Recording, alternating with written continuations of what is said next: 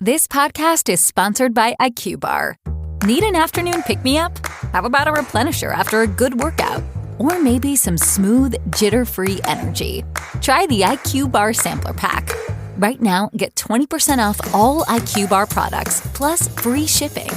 We've got plant protein bars for strength, mood-lifting hydration sticks, and brain-boosting coffee to keep you full and focused all day long. Meticulously formulated brain and body fuel in all our IQ Bar products. For all your daily needs, the Sampler Pack is the perfect place to start. Plus, everything's ultra clean, ultra functional, and ultra delicious. Refuel smarter, hydrate harder, caffeinate larger with IQ Bar. Go to eatiqbar.com and enter code BAR20 to get 20% off all IQ Bar products plus free shipping. Again, go to eatiqbar.com and enter code BAR20. The living room is where you make life's most beautiful memories. But your sofa shouldn't be the one remembering them. The new life-resistant, high-performance furniture collection from Ashley is designed to withstand all the spills, slip-ups, and muddy paws that come with the best parts of life. Ashley high-performance sofas and recliners are soft, on-trend, and easy to clean. Shop the high-performance furniture in-store or online at ashley.com. Ashley, for the love of home. Welcome to Pennsylvania in Focus. I'm Anthony Hennon. Today, Pennsylvania is finally moving forward with some insurance coverage on telemedicine. Joining me today is the Center Square's Pennsylvania editor, Kristen Smith. Kristen, what does telemedicine now look like in the Commonwealth? Well, pending the governor's signature, which is very likely, telemedicine services will be covered under insurance. I know that sounds like an obvious thing, but the fact of the matter is it's not obvious. There are insurers who have been denying services covered virtually that would have otherwise been covered had they seen a physician or a healthcare provider in person. And that is something they've been getting away with, essentially illegal. And Pennsylvania's wanted to fix that. Lawmakers on both sides of the aisle have agreed that that's something that they need to change. Obviously, the rise in telehealth through the pandemic was massive. It's kind of here to stay now.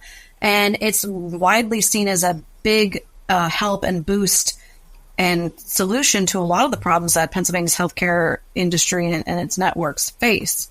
So now with this bill, this kind of makes it basically guarantees access for everyone and removes that fear that if they use telehealth services that they're going to be stuck with a bill because insurance won't cover it.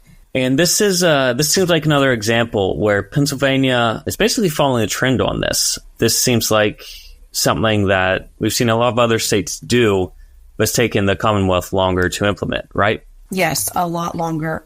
So it looks like since 2021, 25 states, they've changed their laws to accommodate remote medicine. The majority, which is 41 states and Washington, D.C., they already have laws like this that require coverage parity. Which is the same thing here. That means insurance have to cover both in-person and telehealth services the same. So a lot of the regulatory flexibility that Pennsylvania was relying on up until this point, it expired after COVID health emergency lifted. So it's been up to lawmakers to fill this gap, and they've said they wanted to. There's been issues, though, controversy between lawmakers in Pennsylvania about how that insurance, like how far should it go? I think one of the big sticking points for lawmakers a couple of years ago was, should it cover reproductive medicine as far as the abortion pill? Should people be able to get that virtually? Senate Republicans are very much against this, and Democrats obviously wanted it. Governor Tom Wolf eventually vetoed a bill that had telehealth coverage parity, except with the addition of the abortion pill.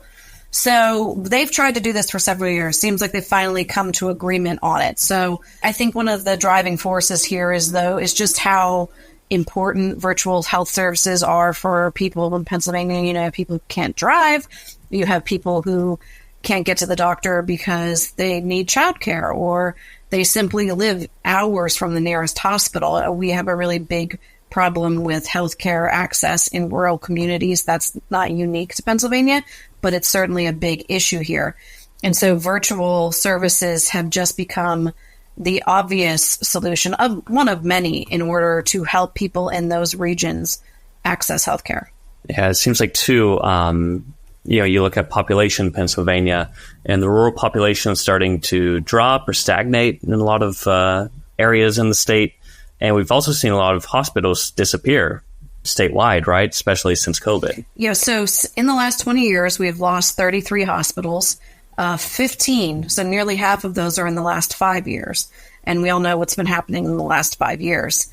One of the big things that experts are saying we need to do is to get more doctors and nurses into rural areas, which sounds simple enough, but it's not. There's not enough housing. There's not enough infrastructure. There's no hospitals for them to work at.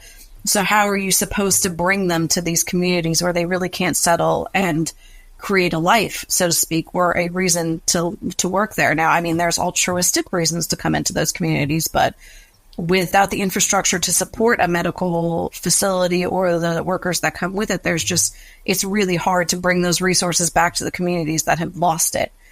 And this points more broadly to Pennsylvania's workforce challenges. Healthcare is a huge industry in Pennsylvania, employs a lot of people, but those are highly concentrated in your urban centers and the suburbs around them. In fact, we have a lot of consolidations. People in Pennsylvania, UPMC, there's a strong likelihood that they're one of your healthcare providers. So Penn State, University of Penn Medicine, those are the big names. You don't hear a lot of other smaller names in healthcare in these rural areas because they've all been bought up.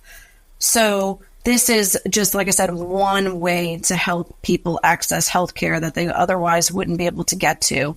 Lawmakers are working on other things. In fact, there's a bill pending in the legislature that would give tuition grants to nurses and doctors who agree to work in these underserved communities. So Pennsylvania is working on it, but I think broadly telehealth is one of those things that they thought is an obvious first step that could make a big difference now. Kristen, thanks for joining us today. Listeners can keep up with this story and more at thecentersquare.com. The living room is where you make life's most beautiful memories. But your sofa shouldn't be the one remembering them. The new life-resistant, high-performance furniture collection from Ashley is designed to withstand all the spills, slip-ups, and muddy paws that come with the best parts of life.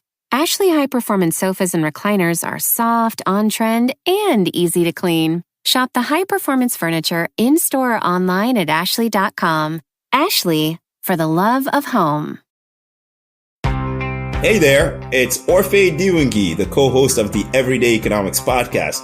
Exciting news! Check out my new weekly column at thecentersquare.com. Join me as I break down complex economic trends in a way that's easy to understand for everyone. Check out the column every week and stay informed about the economic forces shaping our world.